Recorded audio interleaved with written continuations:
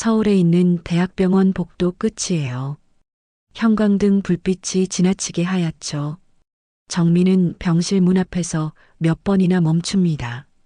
손에는 구겨진 헌금 봉투가 있고 예식장 갈 때만 꺼내 입던 코트가 오늘따라 유난히 무겁네요. 문틈 사이로 심박 기계음이 일정하게 들립니다. 그러다 안쪽에서 숨이 짧은 목소리가 새어나왔습니다. 정민아 왔니? 큰언니 수진의 목소리죠. 그 한마디에 정민의 기억이 장례식장으로 되감깁니다. 국화향, 조문객 시선, 그리고 그 질문이요. 엄마 통장 그 돈 어디 갔어? 정민은 문손잡이에 손을 올렸다가 떼어냅니다. 입 밖으로는 못 내고 속으로만 말해요. 하나님, 저는 아직 못하겠어요. 오늘 사연은 가족 때문에 믿음이 무너졌던 사람이 다시 하나님께 돌아오며 겪는 아주 현실적인 싸움이에요. 끝까지 함께 들어주시면 좋겠습니다. 구독과 좋아요는 이런 성도의 삶의 간증을 더 따뜻하고 조심스럽게 전하는데 큰 힘이 됩니다. 정민의 하루는 셔터 올리는 소리로 시작됩니다. 서울 변두리 골목 슈퍼마켓이죠. 형광등이 켜지면 물건보다 먼저 빈칸이 눈에 들어옵니다. 발주가 어긋난 자리, 잘못 놓인 가격표, 살짝 열린 냉장고, 문 사소한 것들이 모여서 마음을 어지럽게 합니다. 정민은 계산대 서랍을 열어 동전을 정리합니다. 이 동작은 늘 똑같은데 요즘은 손끝이 자꾸 굳습니다. 오늘만 버티자라고 혼잣말도 해보지만 그 말이 위로가 아니라 주문처럼 들릴 때가 많아요. 가게는 직원들에게 맡긴 시간이 늘면서 천천히 흐트러졌습니다. 정민은 내가 정신만 차리면 괜찮아라고 말해왔죠. 그런데 진짜 문제는 가게가 아니라 정민의 속이었습니다. 집에 돌아가면 더 조용하거든요. 남편 성우는 소파 끝에 앉아 있고 아들 민재는 방문을 닫고 들어가 버립니다. 밥상 위에 반찬은 있어도 대화가 없어요. 그날 밤 정민은 창밖 불빛을 보며 묻습니다. 왜 우리 집만 이러는 걸까? 대답 없는 질문이 가슴을 오래 붙잡아둡니다. 성우는 원래 말이 많지 않아도 든든한 사람이었습니다. 그런데 어느 순간부터 표정이 꺼지고 어깨가 낮아졌어요. 밥을 먹다가도 두세 숟갈 뜨고 숟가락을 내려놓습니다. 정민이 조심스럽게 말해요. 여보, 병원 한 번만 같이 가보자. 성우는 눈을 피한 채 대답합니다. 나 괜찮아. 괜히 돈만 들잖아. 정민은 그 말이 화가 나면서도 가슴이 철렁합니다. 괜찮아가 괜찮다는 뜻이 아니라는 걸 정민이 누구보다 잘 알거든요. 밤에 불을 끄면 성우의 숨이 들립니다. 고르지 않은 날이 많아졌죠. 그럴 때마다 정민은 괜찮은 척하며 눈을 감습니다. 붙잡고 싶은데 손을 뻗을수록 더 미끄러진다. 정민은 그렇게 느껴요. 그래서 더 조급해지고 조급해져서 또 말이 날카로워집니다. 가족이 서로를 살리고 싶은데 오히려 상처를 늘리는 모양새가 되어버리죠. 민재는 다녀왔어. 한마디만 남기고 방으로 들어갑니다. 문 닫는 소리는 크지 않은데 정민 귀에는 크게 들려요. 정민이 밥 먹자 하면 민재는 나중에라고 하고 무슨 일 있어? 물으면 억지로 웃으며 아무 일도 없어라고 대답합니다. 그 웃음이 너무 얇아서 정민이 더 불안해져요. 담임의 전화가 왔던 날 정민 손이 떨렸습니다. 따돌림 정황이 있습니다. 그 말이 정민의 머릿속에 박혀버리죠. 정민은 전화를 끊고도 한참 핸드폰을 쥔 채로 서 있습니다. 그날 밤 정민은 민재 방문 앞에서 오래 서 있었어요. 노크를 할까 말까, 엄마가 들어가도 돼? 라고 말할까 말까. 결국 손만 문에 얹었다가 내립니다. 엄마가 이렇게 주저한다는 사실이 정민 자신을 더 작게 만들죠. 정민은 속으로 중얼거립니다. 나는 엄마인데 왜 이렇게 방법을 모르겠지. 그 무력감이 쌓일수록 정민 마음은 더 거칠어져요. 그 무렵 어머니가 편찮아지셨습니다. 정민은 병원과 가게와 집을 오갑니다. 간병 의자에서 밤을 새우고 새벽엔 셔터를 올려요. 몸은 버티는데 마음이 먼저 무너집니다. 병실 창가에서 정민이 어머니 손을 꼭 잡고 말해요. 엄마 나 진짜 힘들어. 어머니는 힘없이 웃으며 손을 놓지 않습니다. 그 손이 따뜻해서 정민은 더 울컥하죠. 가족 단톡방이 오랜만에 활발해집니다. 정민이 언니인 수진도 전화로 말합니다. 정민아, 너가 고생 많다. 진짜 많이 버티고 있네. 정민은 그 말에 잠깐 숨을 돌립니다. 그런데 언니는 곧 갈게라고 말하고도 자주 못 와요. 바쁜가 보다라고 넘어가려 해도 그 반복이 정민 마음에 작은 가시처럼 박힙니다. 필요할 때 곁에 없는 느낌이 계속 남거든요. 어느 날 병원 복도에서 언니가 정민에게 묻습니다. 말투는 조심스럽지만 단어는 칼날처럼 느껴지기도 해요. 정민아, 병원비 얼마 나왔니? 정민은 지친 얼굴로 그냥 내가 카드로 하고 있어라고 답합니다. 언니가 한 박자 쉬고 또 묻죠. 비용은 어떻게 준비되니? 나중에 꼬이면 서로 힘들잖아. 정민은 그 꼬이면이라는 말이 이상하게 걸립니다. 지금은 어머니가 누워 계신데 언니는 오해와 꼬임을 먼저 떠올리는 것처럼 보이니까요. 정민은 웃어 보이려 해도 입꼬리가 잘 안 올라갑니다. 그리고 이상하게 미션스쿨 예배당이 잠깐 떠올라요. 그때는 하나님이 지켜주신다는 말이 따뜻했는데 지금은 믿음이 계산처럼 들리는 순간이 생깁니다. 그 차이가 불안을 키웁니다. 정민의 기억 속에는 미션스쿨 예배당이 있습니다. 나무 의자, 작은 강단, 낡은 찬송가. 교복 입은 정민은 친구들과 찬송을 불렀죠. 소리가 크진 않아도 마음은 이상하게 가벼웠습니다. 그때 정민은 기도했어요. 하나님, 저 믿어요. 선생님은 하나님은 너를 잊지 않는다고 말했습니다. 정민은 그 말을 진짜라고 믿었죠. 현실로 돌아오면 병원 복도입니다.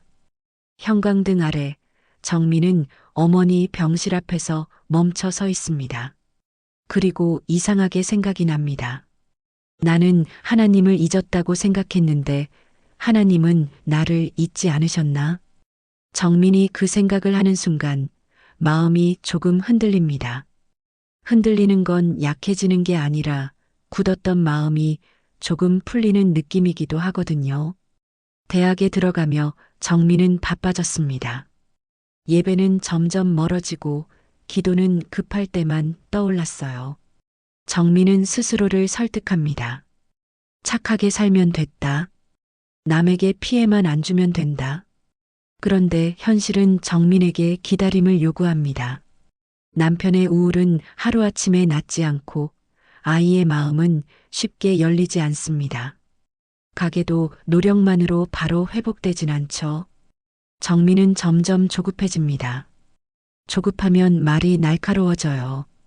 날카로워지면 후회가 쌓이고 후회는 다시 자책이 됩니다. 그러다 보면 결국 누군가를 탓하고 싶어지죠. 정민은 속으로 이렇게까지 말합니다.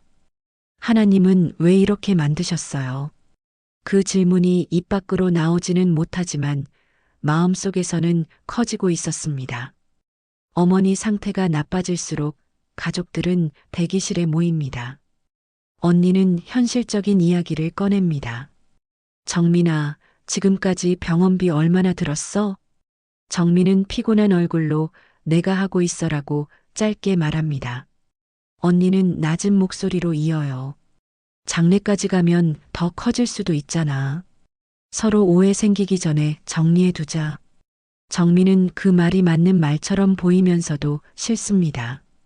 타이밍이 너무 차갑거든요. 정민은 조심스럽게 말합니다. 언니, 엄마부터 보자. 지금은 그 얘기 말고.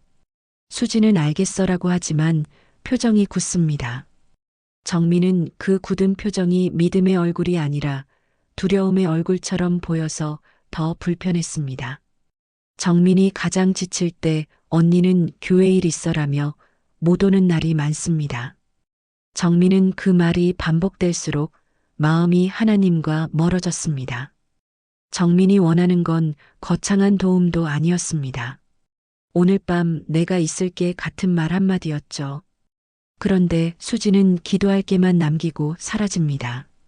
정민은 속으로 결론을 내립니다. 믿는 사람은 말은 많은데 손은 멀다. 이 결론이 위험하다는 걸 정민은 아직 모릅니다. 사람의 모습으로 하나님을 재단하기 시작하면 결국 하나님까지 미워하게 되니까요. 그래서 정민은 너무 지쳐 있었습니다. 지친 사람은 가장 쉬운 결론으로 갑니다. 어머니가 위독하다는 연락이 온 밤 수진이 다시 묻습니다. 정민아, 엄마 통장 내가 관리하는 거 맞지? 정민은 숨이 턱 막힙니다. 언니, 지금 그 얘기가 할 말이야? 수지는 작게 말했지만 맘속에는 답답함이 쌓여갔습니다. 나중에 엄마 통장이랑 재산 정리하려면 우리 다 힘들어. 그냥 미리 알고 싶어서. 정민은 일부러 고개를 끄덕이면서 마음을 정리하려 했지만 왠지 언니가 딴 사람 같았습니다. 어머니의 마지막보다 나중에 말이 먼저 떠오르는 사람처럼 느껴지니까요. 정민은 예감을 합니다. 장례식장에서 언니는 더 큰 말을 할 수도 있겠다. 그 예감은 틀리지 않습니다. 어머니가 돌아가시고 빈소가 차려집니다. 조문객들은 고생 많으셨어요 라고 말하죠. 정민은 고개를 숙이지만 머릿속은 텅 비어 있습니다. 눈물도 마음대로 나오지 않아요. 너무 지쳤거든요. 그런데 수진이 조문객들이 있는 자리에서 정민에게 다가와 묻습니다. 정민아, 엄마 통장 확인했어? 정민은 낮게 말합니다. 언니, 지금은. 수진은 끊습니다. 지금이니까 해야지. 지금 할 수 있을 때 깔끔히 하자. 정민은 그 순간 엄마를 보내는 자리가 아니라 엄마의 재산을 나누는 자리라 느꼈습니다. 슬픔이 가슴을 누르는데 그 위에 의심이 덮여요. 정민 손끝이 차가워집니다. 숨이 가빠져요. 수지는 멈추지 않습니다. 그 돈 어디 갔어? 왜 내 카드로 했어? 영수증 있어? 정민은 참으려 합니다. 엄마 앞이니까요. 그런데 질문이 계속되자 숨이 막힙니다. 정민이 낮게 말합니다. 언니, 제발 지금은 엄마 보내는 중이잖아. 수진이 차갑게 답합니다. 그러니까 더 정확해야지. 우리 가족이잖아. 정민은 결국 터집니다. 가족이면 이렇게 말하면 안 되는 거 아니야? 조문객들의 시선이 꽂힙니다. 정민은 그 시선이 너무 수치스럽습니다. 정민이 버틴 시간 전체가 의심받는 시간이 된 것 같으니까요. 정민은 울면서 말합니다. 언니는 교회 다닌다며 근데 왜 이렇게 차가워? 수지는 대답 대신 한숨을 쉽니다. 그 한숨이 정민에게는 더 잔인하게 들립니다. 정민은 빈소박 복도로 나옵니다. 벽에 기대숨을 고릅니다. 수진이 따라와 말합니다. 감정적으로 굴지 마. 나중에 더 복잡해져. 그 말이 정민 마음을 끝까지 밀어버립니다. 정민은 속으로 결심해요. 나는 교회 안 가. 정민은 하나님을 몰랐던 사람이 아닙니다. 다만 믿는 사람의 얼굴이 너무 차갑게 느껴져서 하나님까지 그 얼굴로 오해해버린 거죠. 정민은 그날 이후 기도를 멈춥니다. 예배당도 피합니다. 상처를 피하는 게 생존처럼 느껴졌거든요. 그리고 그 생존은 10년이 됩니다. 정민은 나 그런 거 안 믿어라는 말을 쉽게 합니다. 그 말은 단단한 척하는 방패예요. 가정은 좋아지지 않습니다. 성호의 우울은 길어지고 민재는 더 깊이 방으로 숨습니다. 정민은 가게를 지키지만 매출표를 보면 숨이 막힙니다. 가끔 미션스쿨 예배당이 떠오릅니다. 그때의 찬송 소리요. 그런데 생각이 길어지면 눈물이 나올 것 같아서 정민은 얼른 지워버립니다. 정민의 하루는 할 일로 꽉 차 있는데 마음은 비어 있습니다. 비어 있는데도 채울 방법이 생각나지 않죠.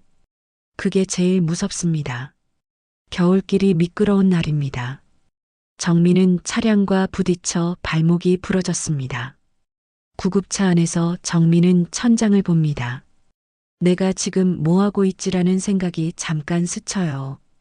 병원 침대 첫날 밤 정민은 잠을 못 잡니다.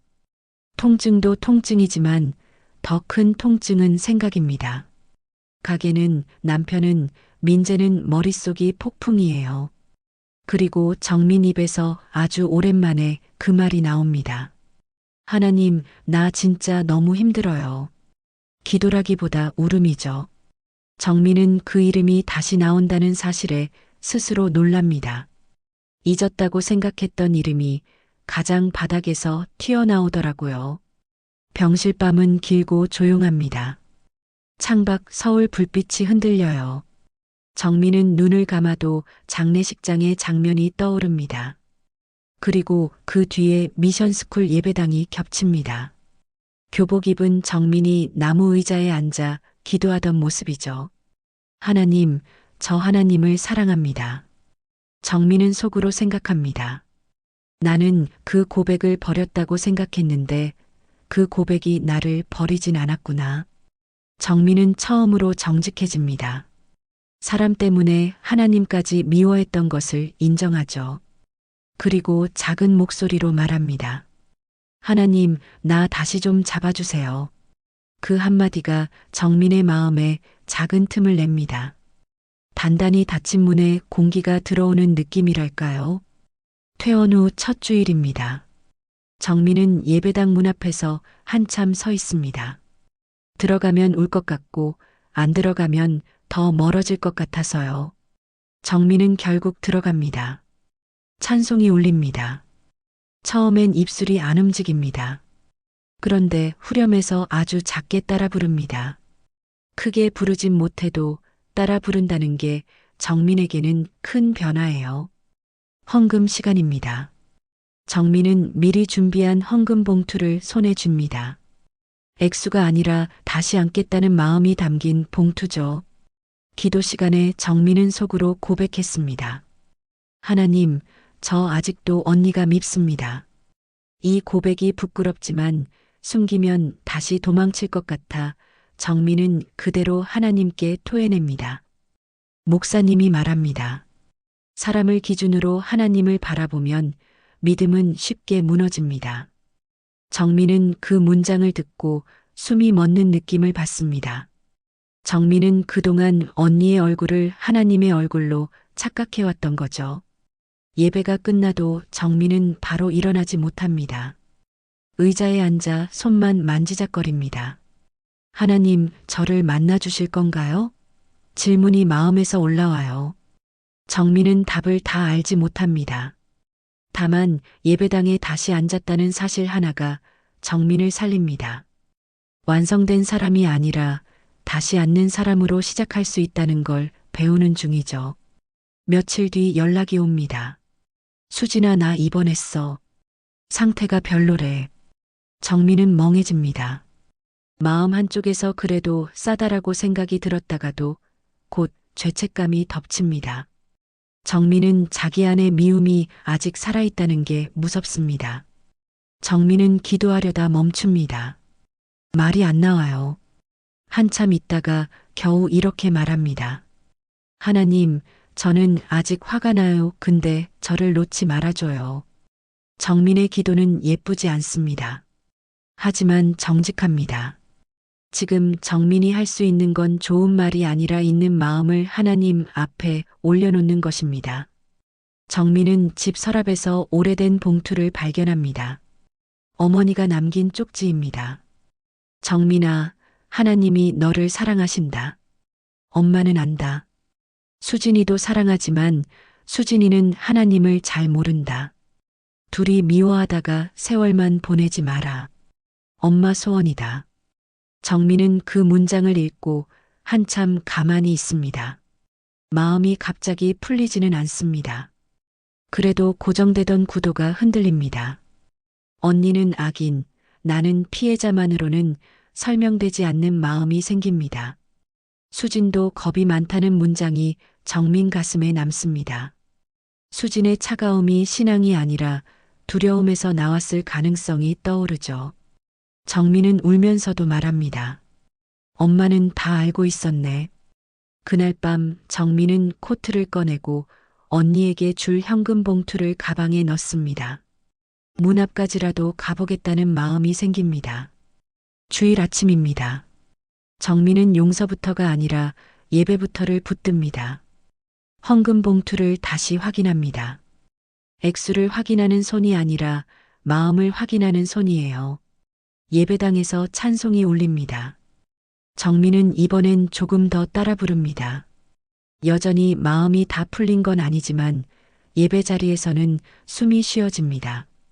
기도 시간에 정민은 이렇게 기도합니다. 하나님, 저는 아직 언니가 용서가 안 돼요. 그래도 도망치진 않겠습니다. 예배가 끝나고도 정민은 흔들립니다. 하지만 한 가지는 분명합니다. 정민은 다시 하나님 앞으로 나왔습니다. 그리고 그 예배가 정민을 병원으로 발걸음을 옮기게 했습니다. 정민은 병원 복도 끝에 섭니다. 손잡이에 손을 올립니다. 떨립니다. 한번 잡았다가 놓고 다시 잡았다가 놓습니다. 문 안에서 수진의 목소리가 작게 들립니다. 정민이니? 정민의 머릿속에 장례식장 장면이 번쩍 끼어듭니다. 그 돈 어디 갔어? 그 말이 아직도 목에 걸려 있어요. 정민은 속으로 묻습니다. 나는 언니를 미워하는 건가? 그 말이 만든 상처를 미워하는 건가? 답은 잘 안 나옵니다. 대신 숨이 커집니다. 문을 열 힘은 없는데 발걸음은 완전히 돌아서지도 못합니다.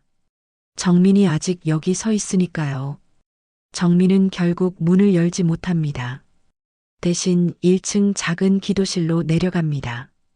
의자 몇 개, 작은 십자가, 조용한 공기 이상하게 마음이 조금 내려앉아요. 정민은 코트도 벗지 못한 채 앉아 고개를 숙입니다. 그리고 솔직히 말합니다. 하나님, 저는 아직 못하겠어요. 근데 계속 두드리시는 건 알아요. 정민은 울다가 멈추고 멈췄다가 다시 울고 또 숨을 고릅니다. 이 시간은 완성의 시간이 아니죠. 정민의 현재를 그대로 하나님 앞에 올려놓는 시간입니다.